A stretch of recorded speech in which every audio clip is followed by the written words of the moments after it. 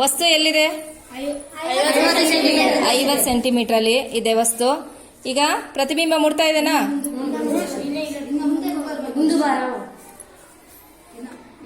ಪ್ರತಿಬಿಂಬ ಮೂಡ್ತಾ ಇದೆನಾ? ಪ್ರತಿಬಿಂಬದ ಲಕ್ಷಣ ಹೇಳ್ರಿ.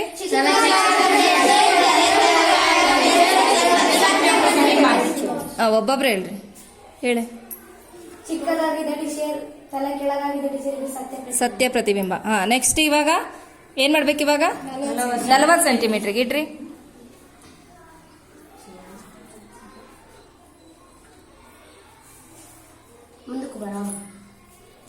ನೋಡ್ರಿ ಪ್ರತಿಬಿಂಬ ಚಿಕ್ಕದಾಗಿದೆ, ತಲೆ ಕೆಳಗಾಗಿದೆ, ಸತ್ಯ ಪ್ರತಿಬಿಂಬ. ನೆಕ್ಸ್ಟ್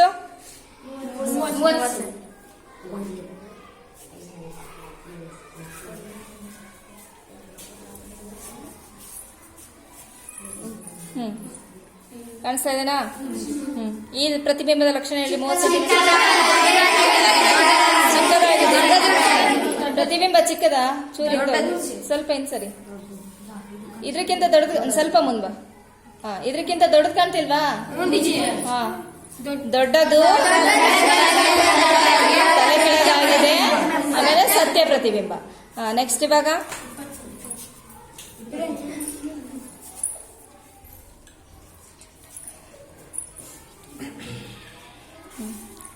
ಇವಾಗ 20 ಸೆಂಟಿಮೀಟರ್ ಇಟ್ಟಾಗ ಹೇಗ್ ಮುಡ್ತಾ ಇದೆ ನೋಡ್ರಿ. ಹಿಂದಿಂದಕ್ಕೆ ಹೋಗಿ.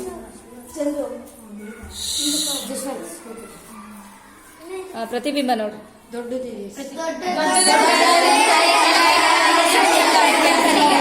ಪ್ರತಿಬಿಂಬ ದೊಡ್ಡದಿದೆ, ಸತ್ಯ ಪ್ರತಿಬಿಂಬ. ನೆಕ್ಸ್ಟ್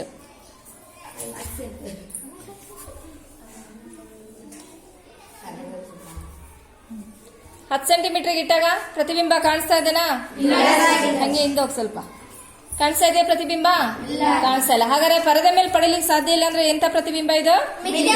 ಪ್ರತಿಬಿಂಬ. ಅದನ್ನ ಅದರೊಳಗೆ ನೋಡ್ರಿ. ಹೇಳು ರಾಮ, ಹೇಳು. ಅದಾಗ ಬೀಳಲ್ಲ, ಹೇಳು. ಇದಲ್ಲ ಮಸೂರದಲ್ಲಿ.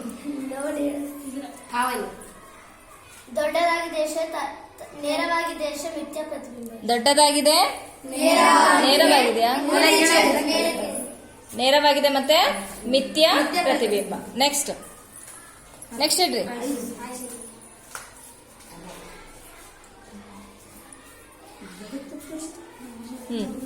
5 ಸೆಂಟಿಮೀಟರ್ಗೆ ಇಟ್ಟಾಗ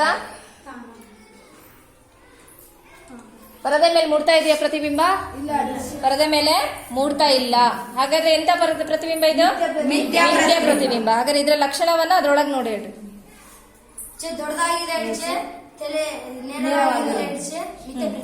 ದೊಡ್ಡದಾಗಿದೆ, ನೇರವಾಗಿದೆ,